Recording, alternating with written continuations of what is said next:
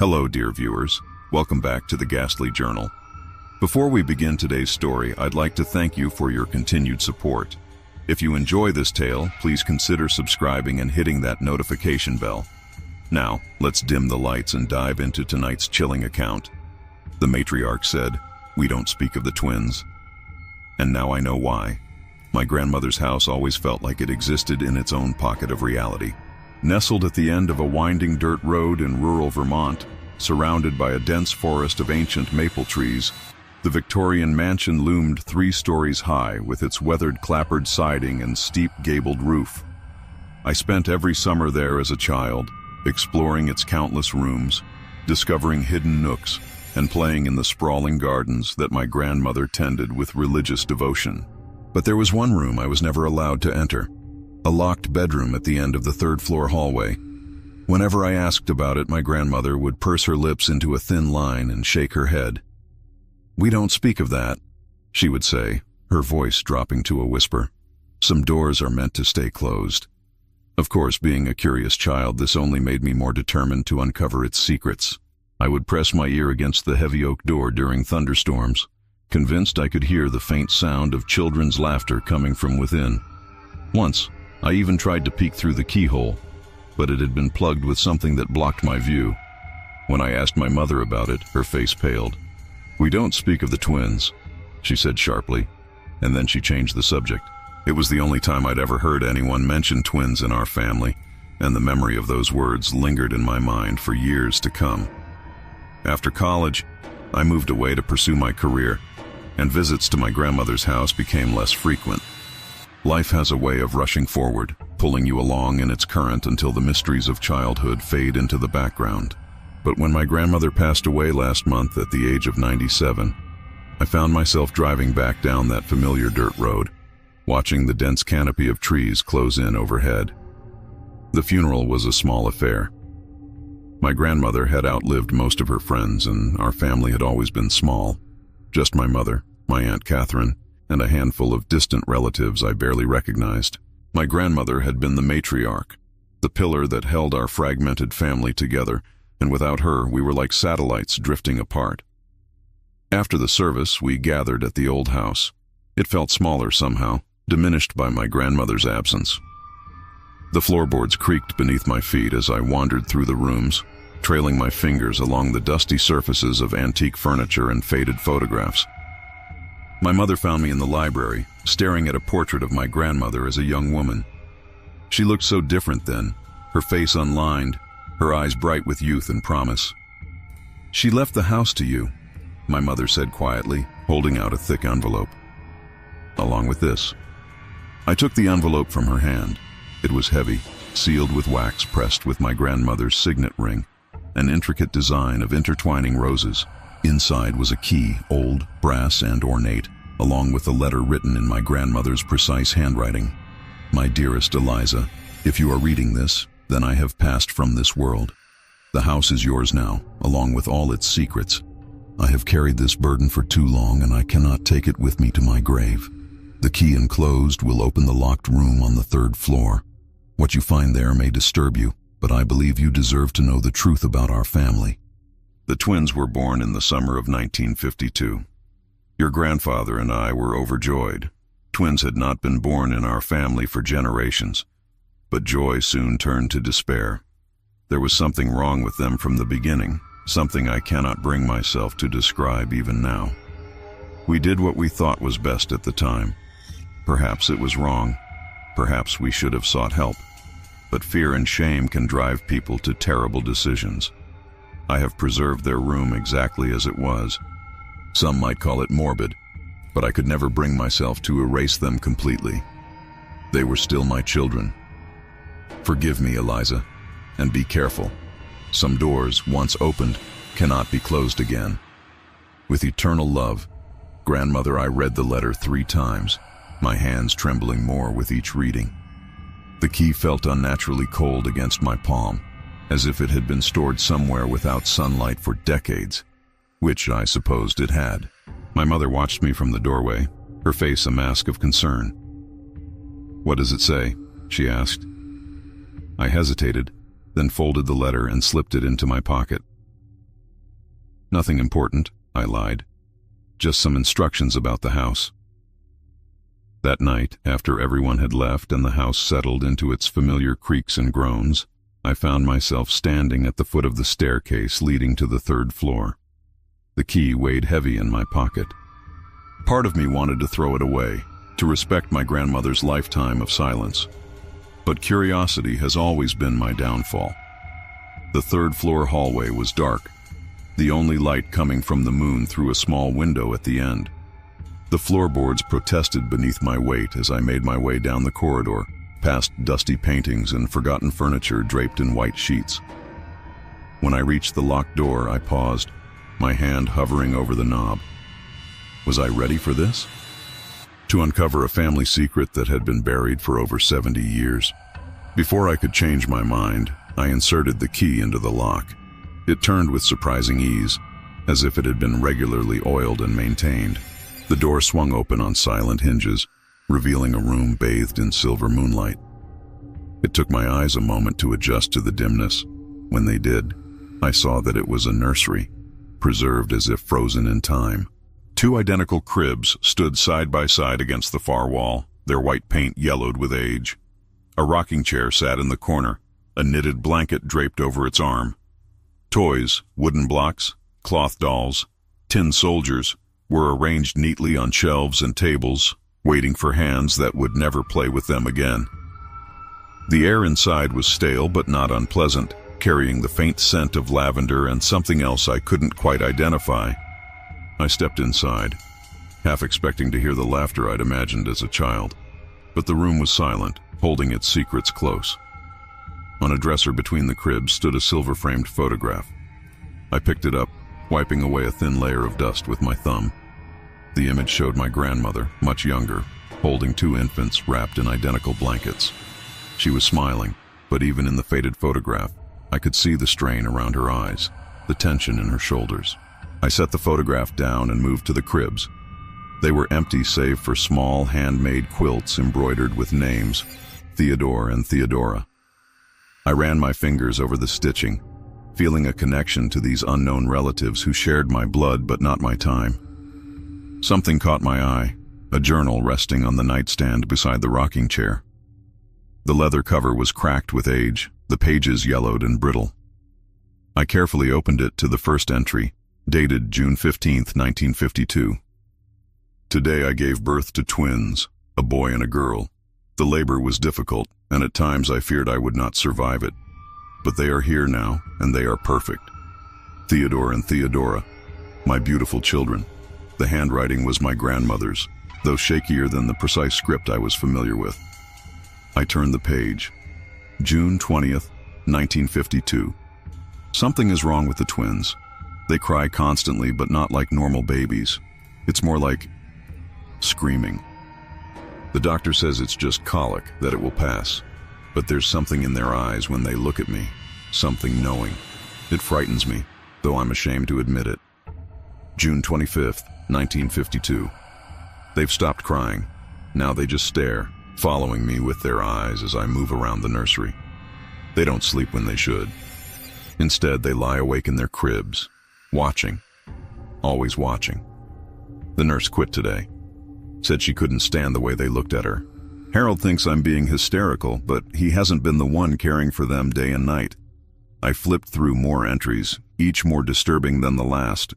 My grandmother described how the twins developed at an alarming rate, sitting up and speaking their first words at just 3 months old. How they would whisper to each other in a language no one else could understand. How pets and small animals in the vicinity of the house began to disappear, only for the twins to be found playing with bones and fur. September 3rd, 1952. I caught Theodora standing over Theodore's crib last night, pressing a pillow over his face. When I screamed, she turned to look at me with such hatred in her eyes. She's only 3 months old. It's impossible. And yet, September 10th, 1952. Harold wants to take them to specialists in Boston. I agreed, but secretly I'm terrified of what the doctors might find. What if they take my babies away? Despite everything, they're still my children. I still love them. God help me, I do. September 15th, 1952. The doctors found nothing physically wrong with the twins. They said their development is advanced but not concerning. Harold was relieved, but I know better. I've seen what they do when they think no one is watching, the way they communicate without speaking, the way small animals die in their presence. There's something inside them, something not right, not human. The entries continued, becoming more frantic, more paranoid. My grandmother described strange occurrences in the house, objects moving on their own, voices whispering from empty rooms, shadows that moved against the light. And always, the twins at the center of it all, watching with their identical dark eyes. November 28, 1952. Harold doesn't believe me. He says I'm suffering from some kind of postpartum psychosis. Maybe he's right. Maybe I am losing my mind. But I know what I saw last night. I know what I heard. I was awoken by singing. A woman's voice, soft and sweet, coming from the nursery. When I went to investigate, I found the twins standing in their cribs, holding hands through the bars, their eyes closed. The singing was coming from somewhere above them, but there was no one else in the room. When they sensed my presence, they opened their eyes in unison. "Grandmother is coming," they said together. "She wants to play with us." My grandmother has been dead for 12 years. My hands were shaking so badly I could barely turn the pages. The next entry was dated nearly a month later, the handwriting almost unrecognizable, jagged and desperate, as if written in great haste.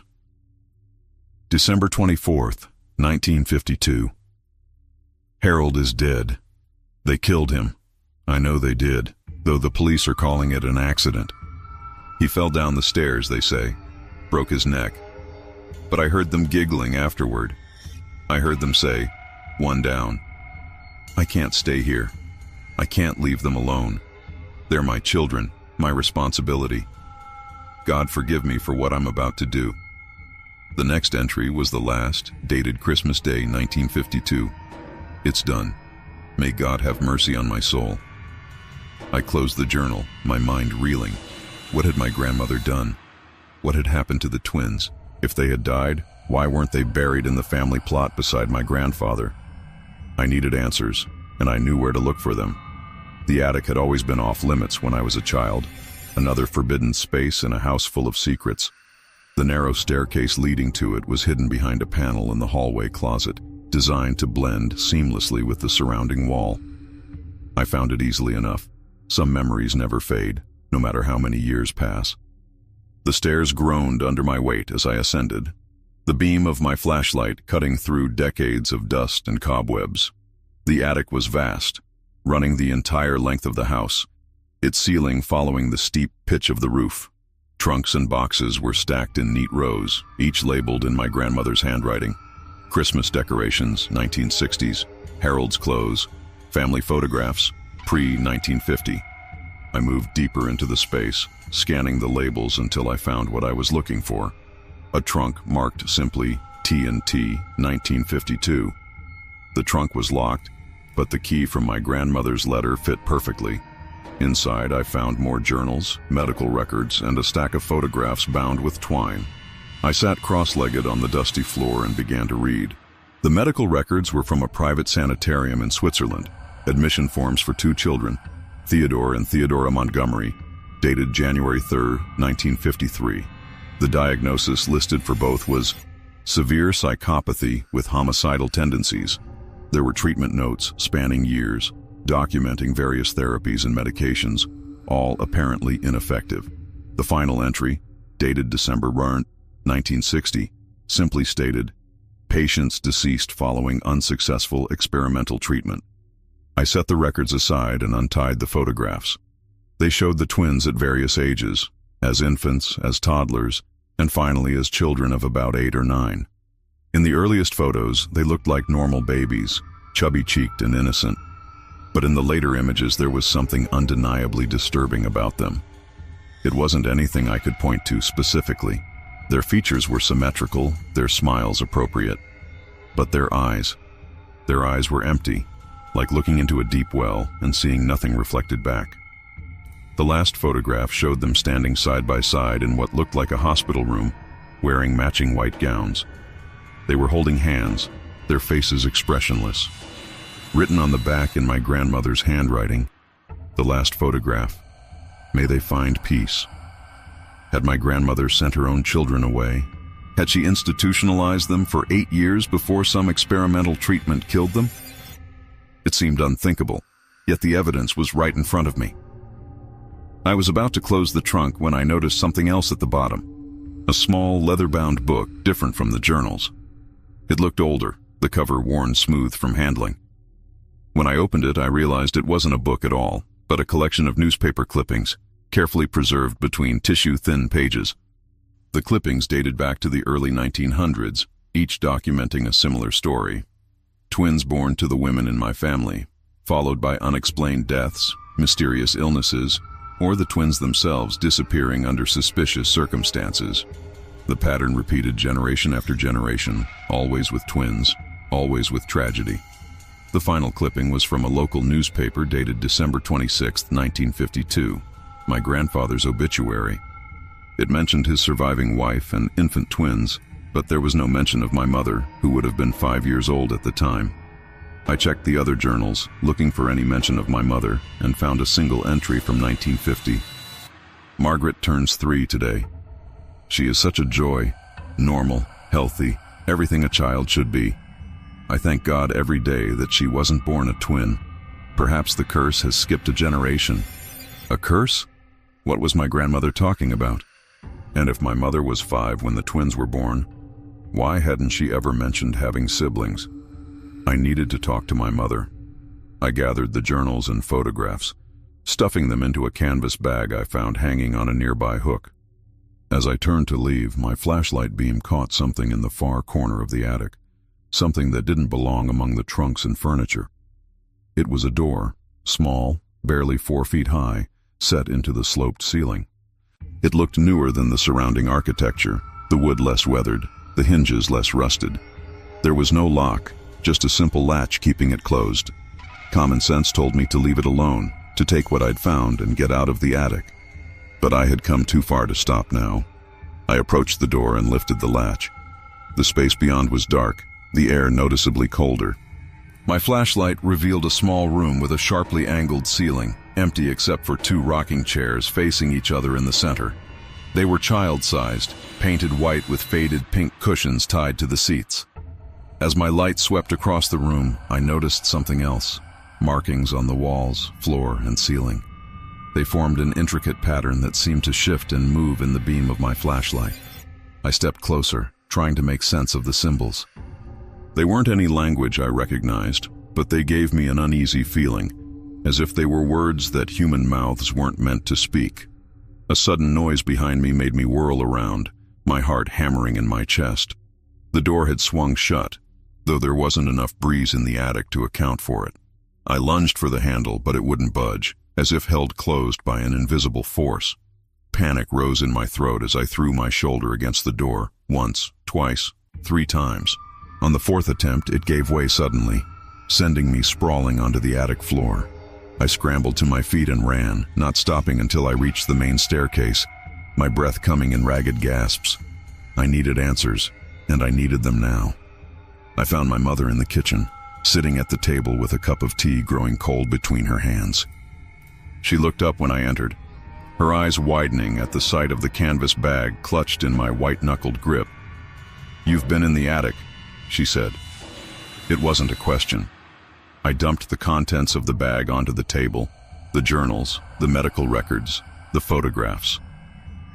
"Tell me about the twins," I demanded, my voice shaking. "Tell me what happened to Theodore and Theodora." My mother's face drained of color as she stared at the items spread before her. For a moment, I thought she might faint. Then she took a deep breath and gestured for me to sit. "I was 5 when they were born," she began, her voice barely above a whisper. "I remember being excited to have a brother and sister, but from the beginning, there was something wrong with them. They didn't cry like normal babies. They just stared, watching everything, everyone.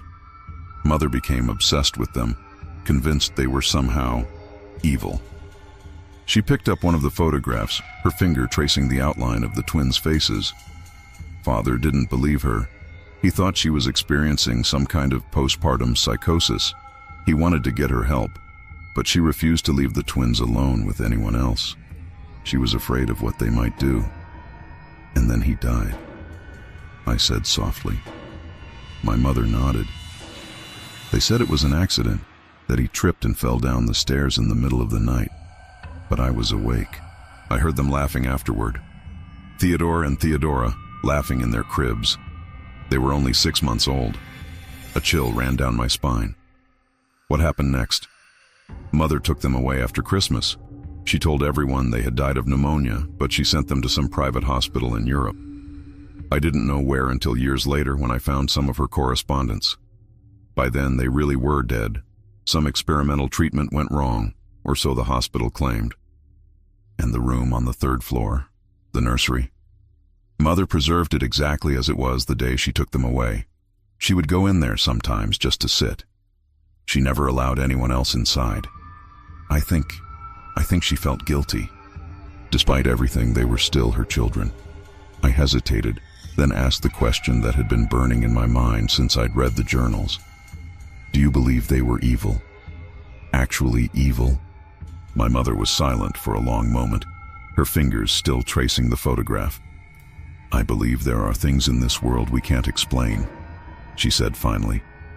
Things beyond our understanding.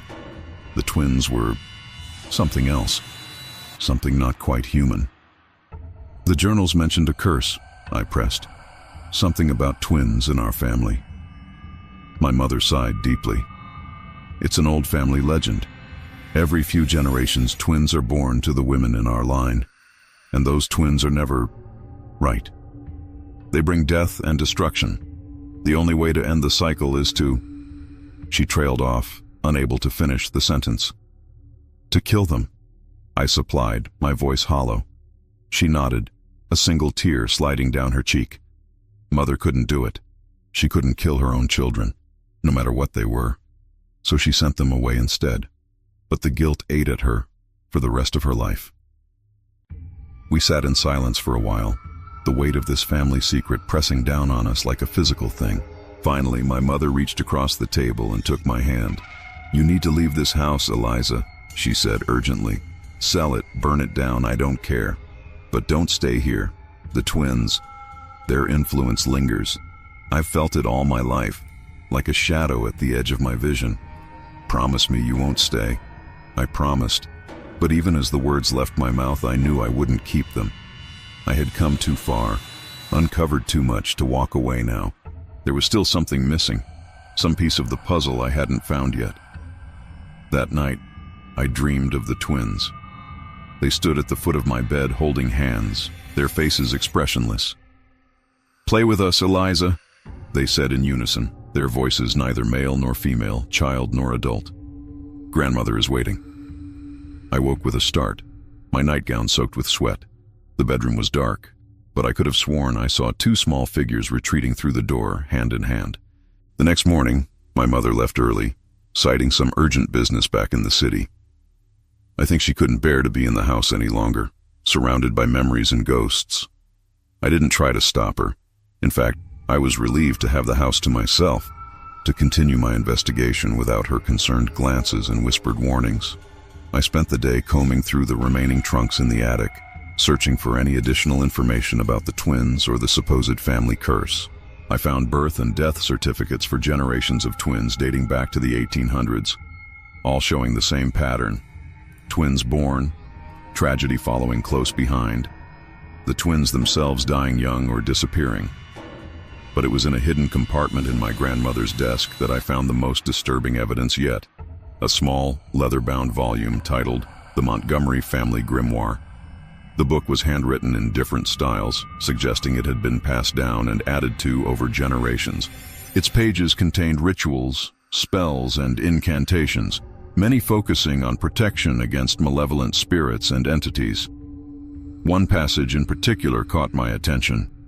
The twin curse has plagued the women of our line since Abigail Montgomery made her pact with the entity in 1723. Every third generation, twin children are born who serve as vessels for this entity's influence in our world. They appear human, but are not. They wear the faces of innocence, but harbor ancient malice. The only true protection is to end their existence before they can fully manifest their powers, preferably before their first birthday. If this cannot be done, they must be bound using the ritual of containment, though this is a temporary measure at best. The entity cannot be destroyed, only delayed in its purpose. The book went on to describe the ritual of containment in detail, a complex ceremony involving symbols drawn in specific patterns, incantations spoken at precise intervals, and various herbs and minerals arranged in a protective circle. The goal was to bind the entity to a specific location, preventing it from spreading its influence beyond those boundaries. With a growing sense of dread, I realized that the symbols I had seen in the small room behind the attic door matched those described in the grimoire. My grandmother had performed the ritual, binding whatever malevolent force inhabited the twins to that tiny space. But according to the grimoire, such bindings were temporary, requiring renewal every 25 years. My grandmother had died just over a month ago. The binding would be weakening.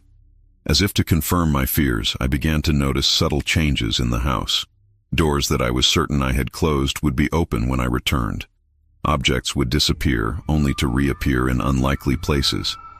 At night, I would hear footsteps in the hallway, the creak of rocking chairs, childish whispers just beyond the threshold of hearing. I told myself it was just my imagination, fueled by lack of sleep and the disturbing information I had uncovered. But deep down, I knew better. Something was awakening in the old house, something that had been bound and contained for decades. I needed to perform the ritual again, to strengthen the binding before whatever was trapped in that attic room broke free completely. But the grimoire warned that the ritual was dangerous for the uninitiated, potentially fatal if performed incorrectly. I needed help. My Aunt Catherine had always been the black sheep of the family, estranged from my grandmother for reasons no one ever explained. She lived in a small cottage on the outskirts of town, surrounded by gardens filled with herbs and flowers that most people would consider weeds. Local children called her a witch, though never to her face. There were rumors that she practiced the old ways, whatever that meant. I had always been fond of Aunt Catherine, despite seeing her rarely. She had a warmth that my grandmother lacked, a genuine interest in my life and thoughts. If anyone would know about family curses and binding rituals, it would be her. I found her in her garden, kneeling among rows of plants I couldn't identify, her gray hair pulled back in a loose braid. She didn't seem surprised to see me.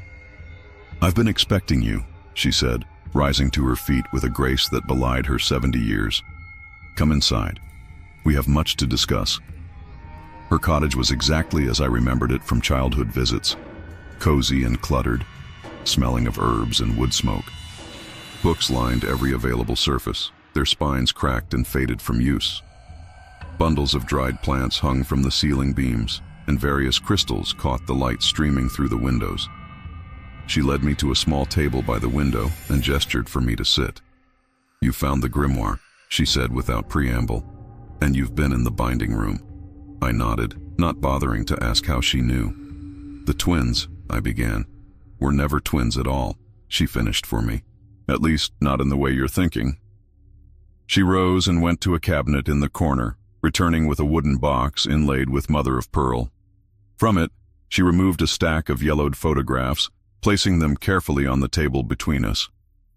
"These are the twins from each generation," she explained, spreading the photos out like a macabre family tree. "Look closely." I leaned forward, studying the images. Each showed a pair of children, a boy and a girl, at various ages. Different faces, different time periods, different clothing. But there was something eerily similar about all of them. Something in the eyes, in the expressionless set of their mouths. "They look related," I said, hesitantly. "They look identical," Aunt Catherine corrected. "Not to each other, but across generations. The Theodore from 1952 looks exactly like the Thomas from 1903, who looks exactly like the Timothy from 1854. And the same for the girls, because they're not different children at all. They're the same entity, born again and again into our family, wearing slightly different faces but carrying the same essence. I shook my head, trying to process what she was saying. That's impossible. Is it? She tapped one of the photographs, my grandmother's twins at about 5 years old. Look at their eyes. Really look. I did as she asked, and felt a chill run through me. There was something ancient in those childish eyes, something that had seen centuries come and go, something patient and calculating and utterly inhuman. What are they? I whispered. We don't know, not really, Aunt Catherine replied. The grimoire calls it an entity, but that's just a word for something we don't understand. It made a pact with Abigail Montgomery in 1723, power and prosperity for the family in exchange for allowing it to incarnate every third generation. Abigail agreed, not understanding what she was doing. By the time she realized her mistake, it was too late. And my grandmother, the ritual she performed. Elizabeth was always the strongest of us. When her twins began showing their true nature, she researched the old ways, found the binding ritual. She couldn't bring herself to kill them. They wore the faces of her children after all. So she bound the entity to that room in the attic, containing its influence. But the binding is weakening, I said. I can feel it. Aunt Catherine nodded gravely. The ritual must be renewed every quarter century, or with the death of the one who performed it, whichever comes first. Elizabeth is gone. The binding is failing. Then we need to perform it again, I said with more confidence than I felt. The grimoire has the instructions. It's not that simple, Eliza. The ritual requires blood from a direct descendant of the twins. Elizabeth used her own blood as their mother. But now, I'm not a direct descendant, I realized. My mother is, but not me. Exactly. And Margaret would never participate. She spent her life running from this family legacy. That leaves only one option. I felt a coldness settle in my stomach as I realized what she was implying. Catherine, are you saying what I think you're saying? She met my gaze steadily. I am Elizabeth's younger sister. We share the same blood. I can perform the ritual, but I will need your help. It's dangerous, Eliza, if something goes wrong. What choice do we have? I interrupted. If we do nothing, whatever is in that room will break free completely. Catherine studied me for a long moment, then nodded. We'll need to prepare. The ritual must be performed at midnight, when the veil between worlds is thinnest, and we'll need supplies. She rose and began pulling books from shelves, jars from cabinets. Take these, she said, handing me a list. Go to the old apothecary on Maple Street. Mr. Chen knows me. Tell him I sent you. I spent the afternoon gathering the necessary items, rare herbs, specific minerals, candles made from beeswax and animal fat. Mr. Chen asked no questions as he packaged everything carefully, though his eyes held a knowing sadness when I mentioned my aunt's name. By the time I returned to my grandmother's house, my house now, I reminded myself, the sun was setting, casting long shadows across the overgrown lawn. The house seemed to loom larger in the fading light, its windows like watchful eyes tracking my approach. Inside, the atmosphere had changed. The air felt thick, charged with an energy that made the hair on my arms stand on end. As I moved through the foyer, I could have sworn I heard childish laughter echoing from somewhere deep within the house. Aunt Catherine arrived just after sunset, carrying a large leather satchel and wearing an expression of grim determination. They know what we're planning, she said without preamble. They'll try to stop us. We worked quickly, preparing the items for the ritual according to the grimoire's instructions. Catherine mixed herbs in specific proportions, grinding them with a mortar and pestle while chanting softly under her breath. I arranged candles in the pattern described in the book, a 5-pointed star within a circle, with specific minerals placed at each point. As midnight approached, we made our way to the attic, carrying our supplies in solemn procession. The house seemed to resist our progress, doors suddenly difficult to open, floorboards creaking protestingly beneath our feet. The temperature dropped noticeably as we ascended the narrow staircase to the 3rd floor, our breath visible in the chilled air.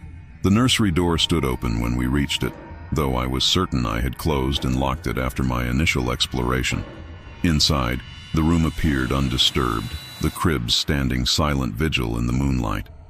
But something felt different, a presence, a watchfulness that hadn't been there before. "Don't look at the photograph," Catherine warned as we passed through. "Don't look at anything too closely. Keep your mind focused on what we're doing." The attic stairs felt steeper than I remembered, the darkness at the top more absolute. My flashlight flickered, the beam weakening despite fresh batteries. Catherine produced a lantern from her satchel, an old-fashioned thing of brass and glass, the flame inside burning with an unnaturally steady light. "Oil blessed by a priest in 1842, she explained, seeing my questioning look. "Some things can't be corrupted." The door to the binding room was open, swung wide as if in invitation. Beyond it, the two child-sized rocking chairs were moving gently back and forth, though there was no breeze in the attic to account for the motion. They stopped abruptly as we entered, the sudden stillness more unnerving than the movement had been. "Work quickly," Catherine instructed, setting the lantern on the floor. "Draw the circle exactly as shown in the grimoire. I'll prepare the incantation." I began sketching the complex pattern on the wooden floor, using chalk made from crushed bone and ash. The symbols felt wrong somehow, as if they belonged to no human language. Angles that hurt the eye to follow, curves that seemed to bend in impossible directions. As I drew, I could feel resistance, as if the floor itself were fighting against the markings. Catherine stood in the center of the room, reciting words from the grimoire in a language I didn't recognize. Her voice rose and fell in strange cadences, sometimes dropping to a whisper, sometimes rising to a near shout. The temperature in the room plummeted, frost forming on the walls and ceiling despite the summer heat outside. As I completed the circle, connecting the last line to the first, a shock ran through my body like an electrical current. The symbols began to glow with a pale blue light, illuminating the room more brightly than the lantern. "The candles," Catherine ordered, her voice strained. "Place them at the points of the star, quickly." I scrambled to obey, positioning the black candles at each intersection of the star pattern within the circle. As I placed the last one, Catherine began the final phase of the ritual, drawing a small silver knife across her palm. Blood welled from the cut, dripping onto the grimoire she held open before her. "With blood of the line, I bind thee," she intoned. "With words of power, I contain thee. By salt and iron, by silver and ash, I command thee to remain within these bounds until the appointed time." The symbols flared brighter, the blue light shifting to a deep, pulsing red. The rocking chairs began to move again, faster and faster, the wood creaking in protest at the unnatural motion. The temperature dropped further, ice crystals forming in the air around us. And then came the voices, childish yet ancient, speaking in unison from nowhere and everywhere at once. "You cannot bind us forever, daughter of Montgomery. We are eternal. We are patient. We will have what was promised to us." Catherine faltered, her face pale in the eerie light. I moved to her side, supporting her as she swayed on her feet. "Continue the ritual," I urged. "We have to finish it." She nodded, drawing a shaky breath. "Final words to seal the binding," she murmured, turning to the last page of the grimoire. Her eyes widened in shock. "It's gone, the final incantation. It's been erased." I looked over her shoulder and saw that she was right. Where there should have been text, there was only a blank space, as if the words had been lifted cleanly from the page. "How is that possible?" I whispered. The book was locked in my grandmother's desk. "They've been planning this," Catherine realized, horror dawning on her face. "All these years they've been waiting, influencing events from within their prison. They knew Elizabeth would die, knew the binding would weaken. They've prepared." The voices came again, louder now, accompanied by the sound of childish laughter that raised goosebumps on my skin. "Did you think we were helpless? Did you think we were contained? Foolish women, playing with forces you cannot comprehend. The pact cannot be broken. The promise must be fulfilled." The symbols on the floor began to fade, the glowing light dimming as the binding weakened further. The rocking chairs stopped abruptly, and in the sudden silence, I heard a new sound. Small footsteps approaching the door of the binding room. "We need the final words," I said desperately. "Catherine, think. My grandmother must have told you something, left some clue." Catherine closed her eyes, her brow furrowed in concentration. Elizabeth knew this might happen. She would have prepared a contingency. Her eyes snapped open. The music box. In the nursery, the one that plays that eerie lullaby. Elizabeth always kept it wound, always made sure it worked. I thought it was just sentimentality, but I didn't wait to hear more. I turned and ran, ducking through the small door and racing across the attic. Behind me, I heard Catherine continuing the ritual, her voice raised in defiance against the childish taunts that filled the air. The nursery was different when I entered it this time, the air thick with malevolence, the shadows deeper and more substantial. The cribs seemed to loom larger, the toys arranged on the shelves watching me with invisible eyes. On the dresser between the cribs sat a delicate porcelain music box, painted with scenes of children playing in a garden. I approached cautiously, half expecting it to shatter or disappear before I could reach it. But it remained solid and real under my trembling fingers as I lifted the lid. A tinkling melody began to play, a lullaby I recognized from my own childhood, the notes slightly discordant, slightly wrong. Inside the box, nestled on a cushion of faded velvet, was a small piece of paper folded into a tight square. I unfolded it carefully, revealing a single sentence written in my grandmother's precise hand. To end what began, return them to where they first came. I stared at the words, trying to decipher their meaning. Return them? Return who? The twins? But they were dead, had been for decades. And where had they first come from? A child's voice spoke directly behind me, so close I could feel breath on my neck. She could never do it. She was too weak. But you're not weak, are you, Eliza? I whirled around, but the nursery was empty. The voice came again, from the direction of the cribs. We've been waiting for you. We knew you would come back to this house eventually. Blood calls to blood. In the crib on the left, a small shape was forming, solidifying out of the shadows. The outline of a child, a boy of about 8, with dark hair and darker eyes. In the second crib, a similar shape appeared. A girl, identical to the boy in every way except for her longer hair. "Theodore," I whispered. "Theodora." They smiled in unison, the expression never reaching their eyes. "We've had many names," they said together. "Many faces, but always the same purpose." "What purpose?" I asked, though I feared I already knew the answer. "To collect what is owed," they replied. "A soul from each generation, payment for the pact Abigail made. Prosperity and power in exchange for us." I backed away, clutching the paper from the music box. "My grandmother bound you," I said. "She found a way to contain you." Their laughter was like broken glass. Temporarily, but bindings weaken. People die, and we are very, very patient. From somewhere above, I heard Catherine cry out in pain. The ritual was failing. Whatever contingency my grandmother had planned, I needed to figure it out now. I looked down at the paper again. To end what began, return them to where they first came. Where had it all begun? The pact Abigail Montgomery had made in 1723. The cemetery, I realized aloud. The family mausoleum. Abigail is buried there.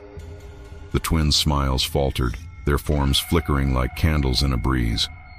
"You know nothing," they hissed, but I could hear the uncertainty in their voices. I turned and ran, the paper clutched in my hand, the twins' angry cries following me down the stairs. Outside, the night was unnaturally still, the moon hidden behind clouds that had appeared from nowhere. I ran across the overgrown lawn toward the small family cemetery at the edge of the property, my heart hammering in my chest. The Montgomery Mausoleum stood at the center of the cemetery, a small, neoclassical structure of weathered marble. The door was locked, but the key my grandmother had left me, the one that had opened the nursery, fit this lock as well. Inside, stone sarcophagi lined the walls, each engraved with names and dates spanning centuries. At the far end, set apart from the others, was a plain stone altar. I approached it cautiously, running my fingers over the smooth surface. There were no engravings, no decorations, nothing to indicate its purpose or significance. But as my hand passed over the center, I felt a slight depression, a space that seemed designed for something to fit inside. Behind me, the temperature dropped suddenly, frost forming on the stone walls. I turned to see the twins standing in the doorway, their forms more substantial now, more real. "It won't work," they said, their voices echoing in the confined space. "You don't have what's needed. You don't have the grimoire." The grimoire, the family book of spells and rituals. It was still in the attic with Catherine. Without it, I had no idea what ritual to perform, what words to say to end this. But as I looked at the twins, at their identical expressions of smug certainty, a realization struck me. The final ritual wasn't in the grimoire at all. My grandmother had removed it, hidden it separately in the music box. Because the grimoire itself was part of the problem, part of the pact Abigail had made. "I don't need the grimoire," I said, surprising myself with the steadiness of my voice. "I just need to unmake what Abigail did." I placed my hand on the altar and spoke the words that came to my mind, words I somehow knew were right. "I, Eliza Montgomery, descendant of Abigail, do hereby renounce the pact made in 1723. I return what was taken and reclaim what was given. The debt is paid. The cycle is broken." The twins screamed, a sound of rage and fear that shook the very foundations of the mausoleum. Their forms began to dissolve, edges blurring, features melting into indistinct shadows. "You can't!" they shrieked. The price will be too high." "I'm willing to pay it," I said, though I had no idea what the price might be. "This ends tonight." A wind rose from nowhere, swirling around the mausoleum, extinguishing the single candle I had lit upon entering. In the sudden darkness, I felt, rather than saw, the twins' presence weaken, their centuries-old grip on my family finally loosening. There was a moment of absolute silence, a heartbeat of perfect stillness. Then a blinding light filled the mausoleum, so bright I had to shield my eyes.